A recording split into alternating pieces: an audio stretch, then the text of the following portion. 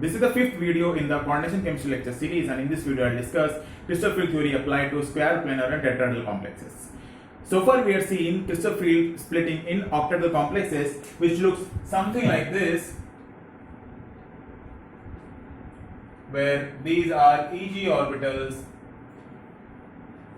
namely dx square minus y square dz square, and these are p2g orbitals, dxy, dyz, dzx. So what was happening in octahedral complexes is that the ligands approach the metal ion along the axis. So to understand square planar complexes, let's say for example this is x, y and z. So let's say for example along the z axis you start pulling the ligands away from the metal ion. So what will happen is that compared to dx square minus y square, dz square orbitals will be facing the ligands less closely. That means the distance between the ligand and the metal orbital increases, so the interaction between dz square orbital and the ligand decreases. As a result, the destabilization also decreases. So what you would expect is there will be further splitting between these two energy levels, and here also there will be splitting between these three energy levels. This will be dx square minus y square, this will be dz square, this will be dxy, and this is dyz, dzx.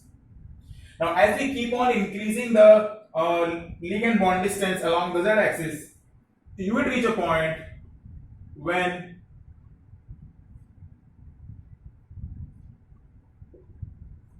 the energy of dz square becomes less than dxy and rest of the things remain same. This is the point where there is no more bond in the z direction. That means you have now reached a square planar complex. There are ligands only in the xy plane.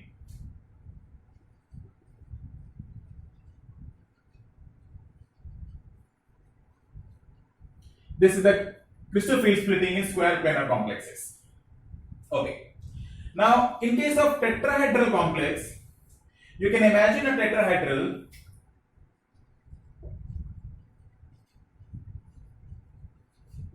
which, as suppose it is inside a cubic box.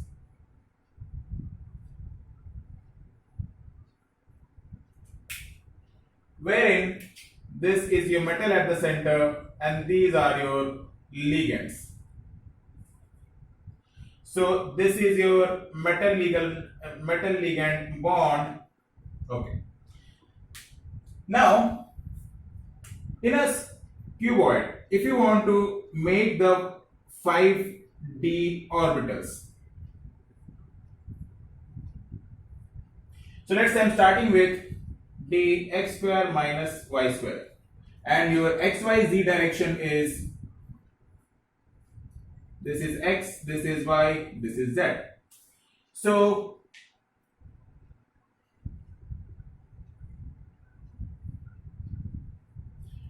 the dx square minus y square will actually be facing or be pointed at the center of these faces. So along the four face of a cuboid, they will be facing the centers of them, and the ligands are placed here, here, here and here. So the distance between the ligand and the orbital is actually half the face diagonal, which is root 2a by 2, that is 1 by root 2a, which is 0.7a. Now this is also true for dz square.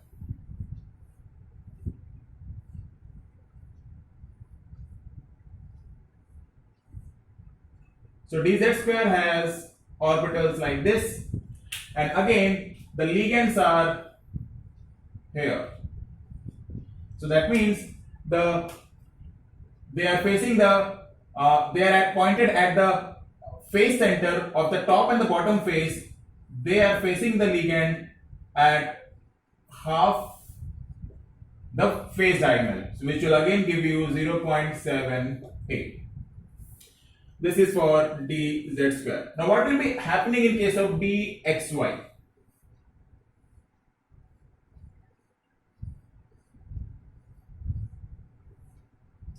So in case of dxy,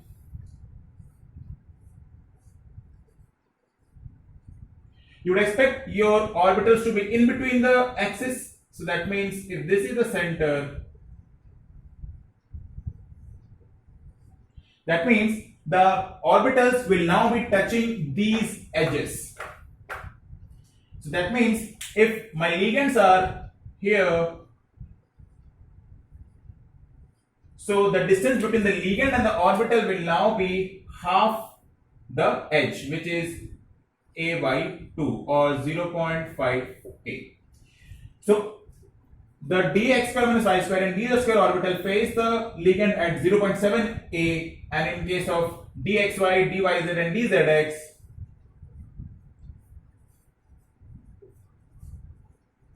they are facing at 0.5a. That means these three orbitals are facing the ligands much more closely, so they will be more destabilized as compared to dx square minus y square and dz square. That means the splitting will now look something like this.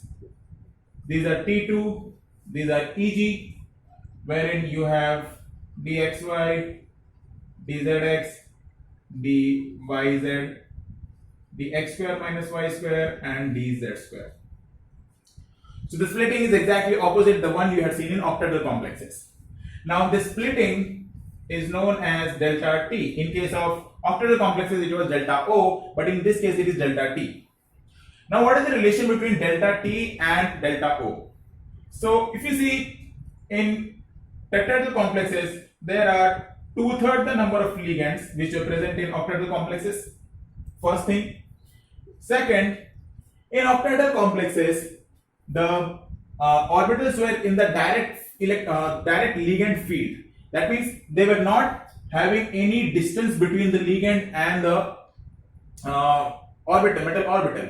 But in this case, the metal orbitals are at a distance, and the distance of the most destabilized orbital is 0.7a, which is actually 2 by 3a.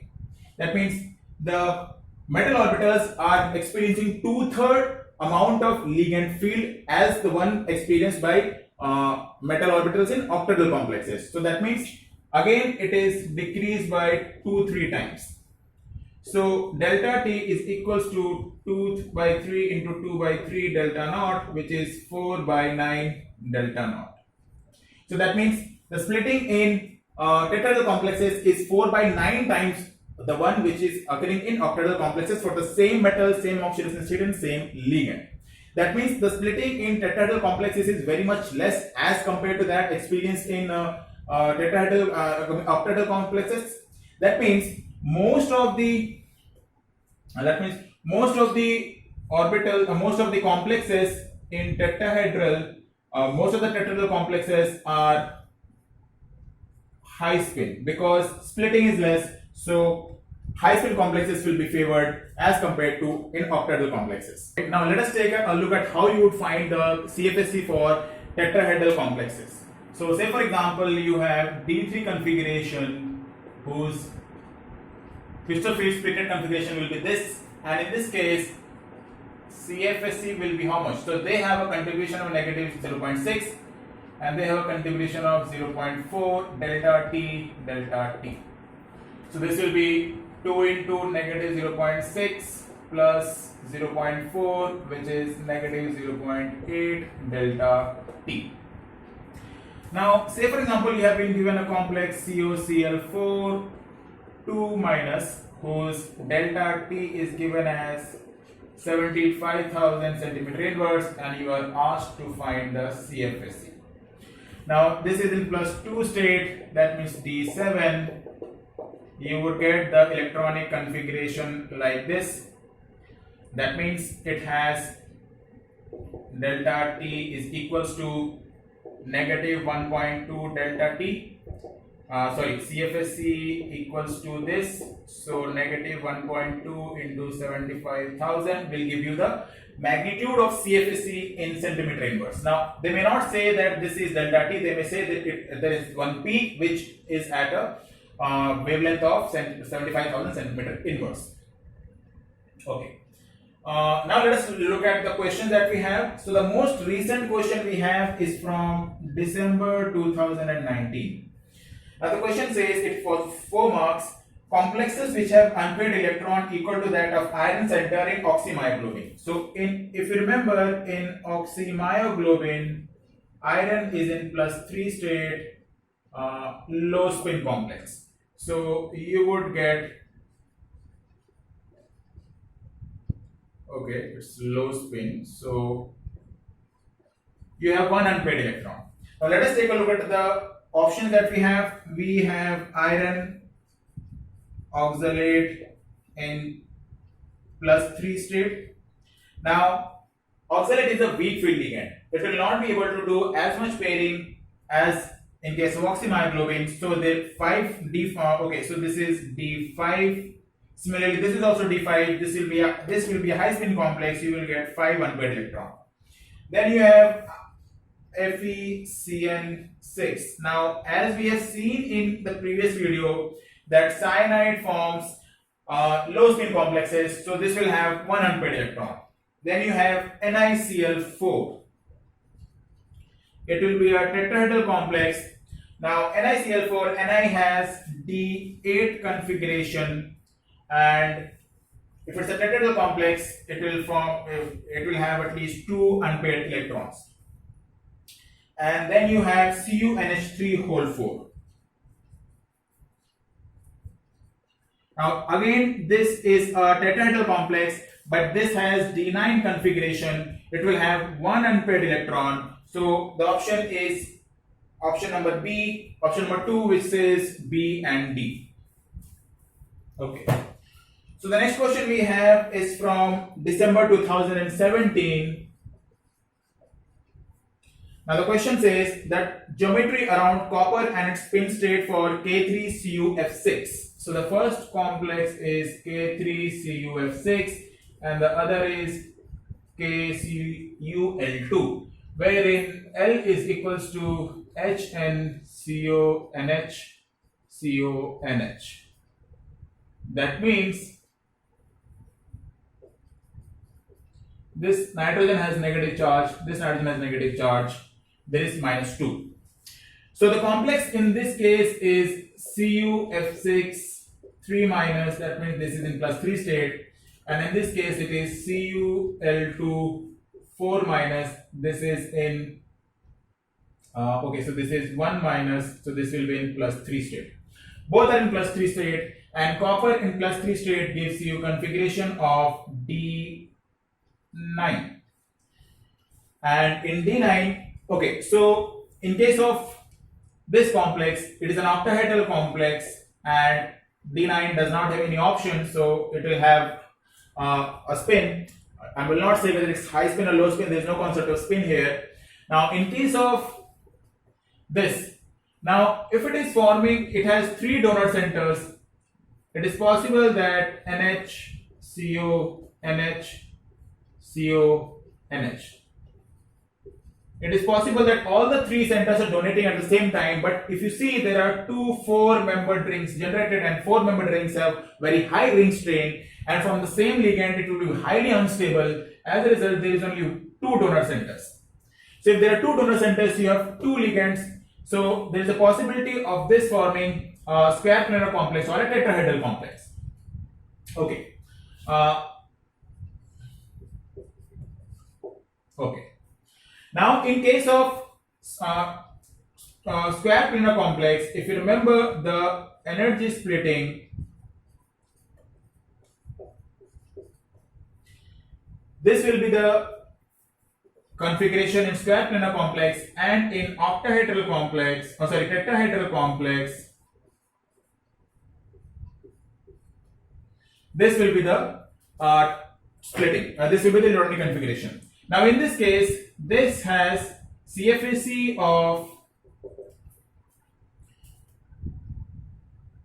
negative 0.4 delta t, which is already less than delta naught. But in this case, whatever be the magnitude of the splitting, there are two electrons which are at the lower energy level. That means the splitting is large. As a result, this configuration is much more stable than this configuration, and the molecule will form a square planar complex, and this is a low spin complex. So the option that we will get is option number A, octahedral and square planar low spin complex. Okay, so the next question we have is from December 2017, and it says, in trigonal prismatic ligand field, the most stabilized d orbital. Now, how does a trigonal prismatic field looks like? So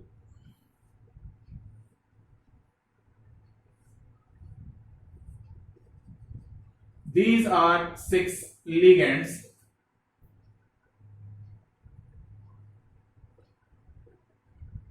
and you can consider 2 triangles above and below the metal. Now the splitting that occurs in this case is something like this.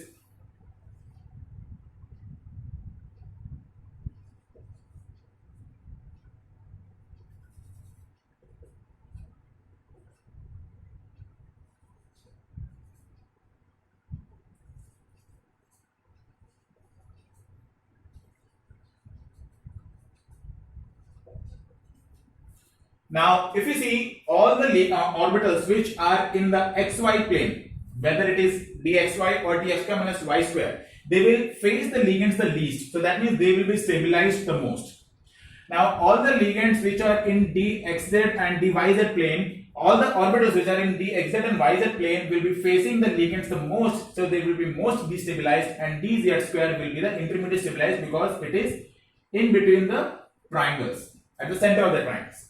So this is the crystal field splitting, and out of the options there is dxy given in option number B, which is the correct option for this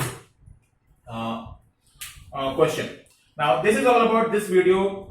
In the next video I will be discussing one of the major applications of crystal field theory, which has a good weightage in all the exams, which is spinals, that is inverse spinal and normal spinal, and we will also see the questions that have come from spinals in NET, GATE and TIFR.